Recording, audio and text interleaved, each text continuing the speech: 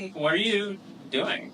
It's our interview, IMSLP, remember? Oh my gosh. How could I forget? Yeah, I guess I should stop practicing right now. Practice room breaks.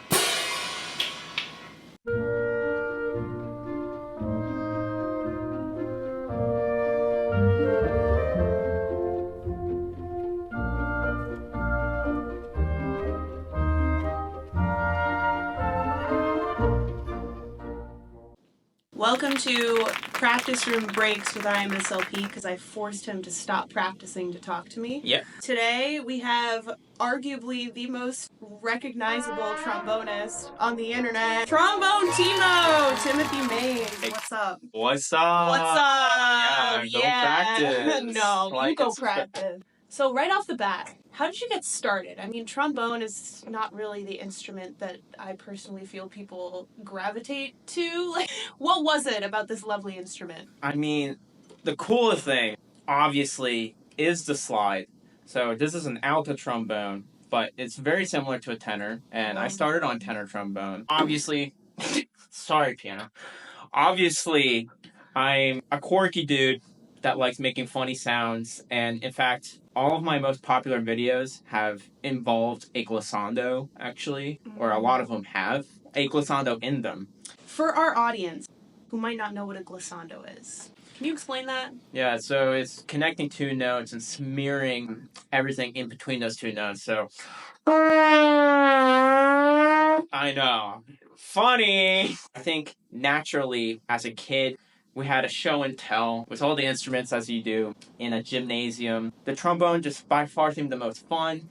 And also, it just so happened the prettiest person of all the presenters was presenting the trombone. In school, I was struggling. I really wasn't doing that well, but as soon as I joined band class, halfway through my 6th grade year, it was by far my favorite class. It naturally was like, okay, well, if everything else it's not the best and I'm not doing well, but I'm doing well at music and I'm having fun, maybe I should just do trombone for a living. And I made that decision in middle school.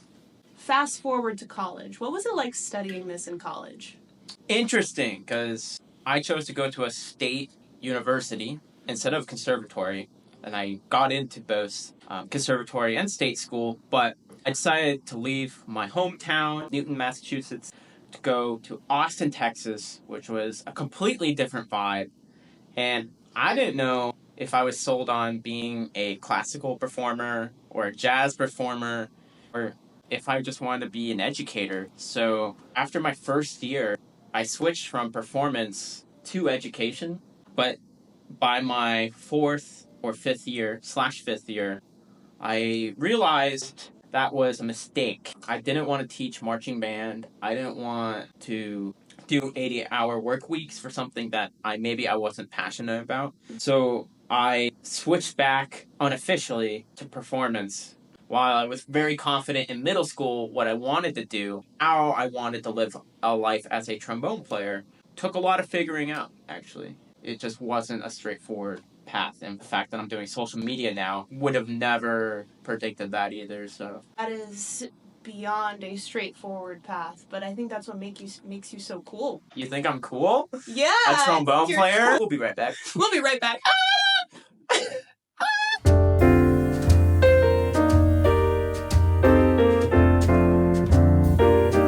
This very winding path took you to social media, which is why we're sitting here right now. Do you remember your first viral video? Yeah, it was an old Instagram post. I made it in 2017, and I just reposted it to TikTok. It was my second post ever. It's just me pranking my friend by taking his straight mute during a Mahler rehearsal, and it got like 3 million views.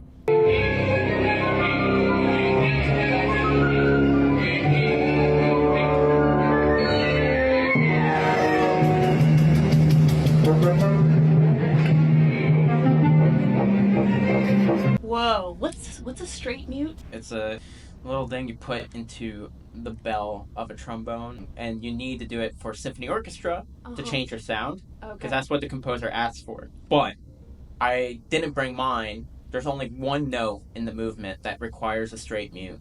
So naturally, I just took my friend's. It was actually kind of a funny video, and that's why it went viral. When that happened, I was like, oh my god. Because all my life, again, quirky dude, so people will be like, where's the YouTube channel, dude? And I'm always like, yeah, that seems like something I should do, but I mean, because TikTok's so easy, I just took an old piece of content and people went nuts for it. So I was like, I thought this only happens to people that don't play the trombone. And I knew how it could be a lifestyle for people. So I was like, oh my god, let's give this a whirl. So after that video, I started posting a lot more on a consistent basis too. Because it was Corona. There was all the time in the world to just post three TikToks a day. Yeah, and you brought trombone to everyone. Yeah, I think there's a lot more trombone players in the world now. And that's a great thing.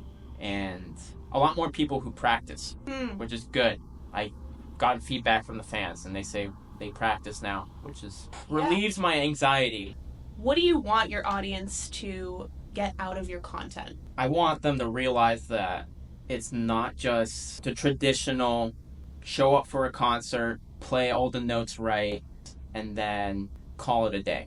There's so much more to music than just playing your part and being told what to do. I want them primarily to realize you can get together with other people that maybe wouldn't sit next to you, like violin, like piano, or any instrument, especially if you don't speak English fluently. If you can just play together, it is like another language. It's a joy that I want my audience to experience more. I think they have. Some people tell me that they were going to quit until they started watching my videos. And then they realized, oh, this can be fun. And you can sound good while having fun too. You don't have to be a certain way to play at a certain level. Like, you can have fun. My ultimate goal is to bridge the classical media world, the jazz media world, to the mainstream and promote awareness, but also use my skills to help get fundraising for different groups and just for artists in general, because it's a tough world out there. I get the most satisfaction out of helping people and brighten their day, but also like provide a means for them to still exist as a musician in this world. I've hired my friends, and I want to just create more opportunities for musicians to experience the fun that I have while doing this gig. That deserves a handshake. Yes. One of the worst handshakes in the world for me. I think I'm worse.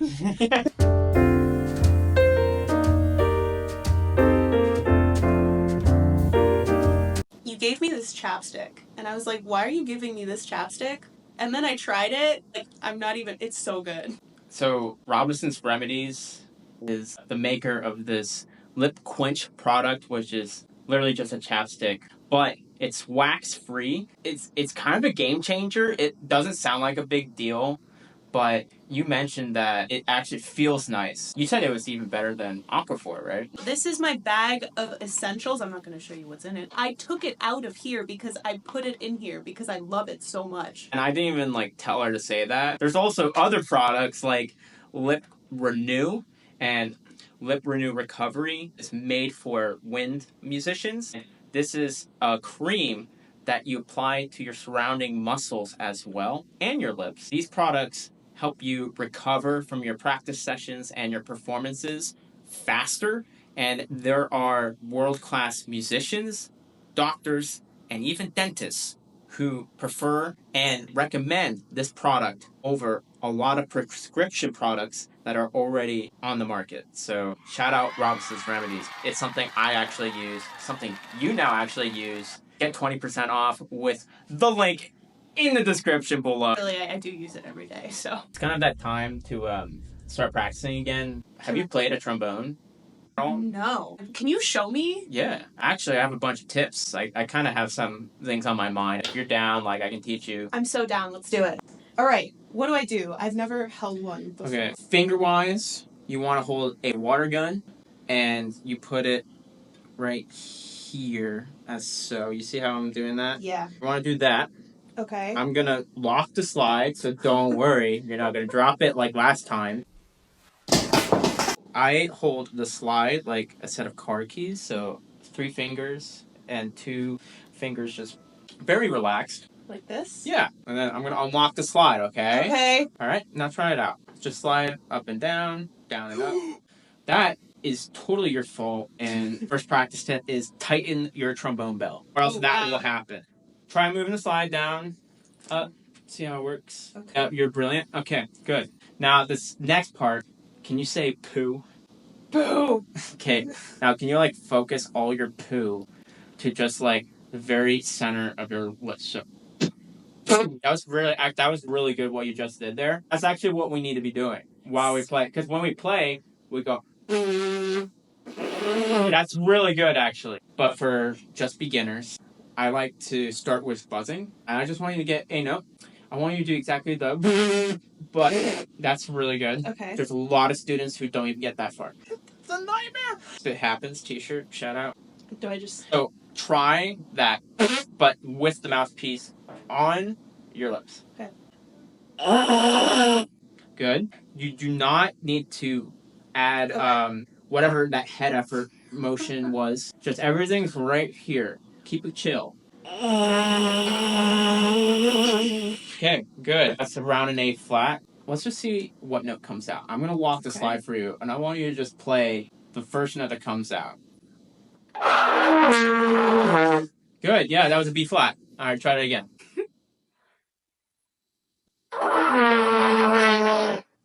Well, good news is you got a sound. Let's see if you can just maintain that sound for 2 seconds. Okay. Okay, I actually really like that lower note a lot. Can you just play that lower note? I don't know. When you want to go lower, slower air, more chill, more bends, Zen Buddha.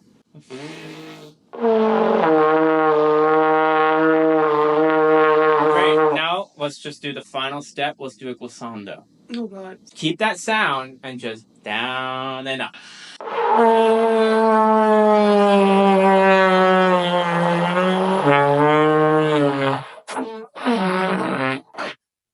I think we're ready for a performance.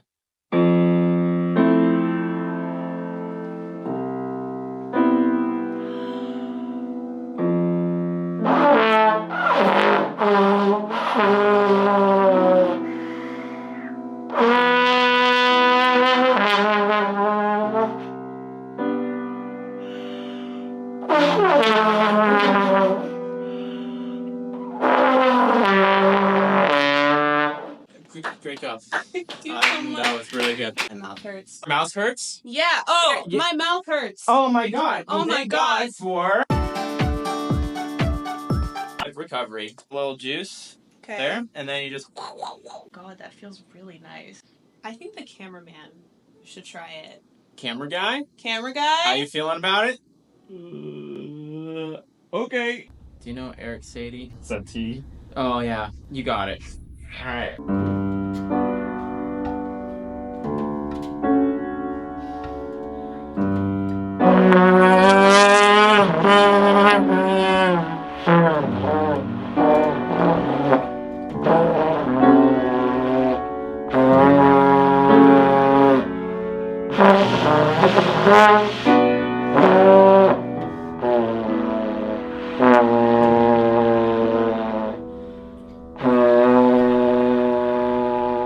I think that was better than you, Natalie.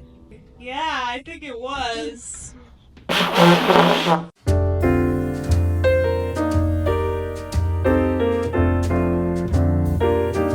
If I were a trombonist, what would be the 5 practice tips that you would give me? All right, first thing is that you need to push your tuning slide, not like this, but I typically like to only have it about quarters width out. I find a lot of musicians do this, okay? I mean, for the alto, it's already coming off. For most people, they're hanging out here, and that screws up your sound, actually, a lot. Because every day, you're supposed to do long tones, right? But if you do long tones, and you're really tight here, and you're pushing the tuning slide out to be in tune, you're actually just fighting the instrument the entire time you're playing. That leads to bad habits, it leads to bad intonation, it leads to bad sounds, and it makes you work harder. My first suggestion is for everyone to push their tuning slide in and do long tones in front of a tuner and see if you can keep it green with the tuning slide pushed in. Second thing, while doing that, do simple lip slurs, do simple tonguing exercises. I'm talking really simple. I'm talking.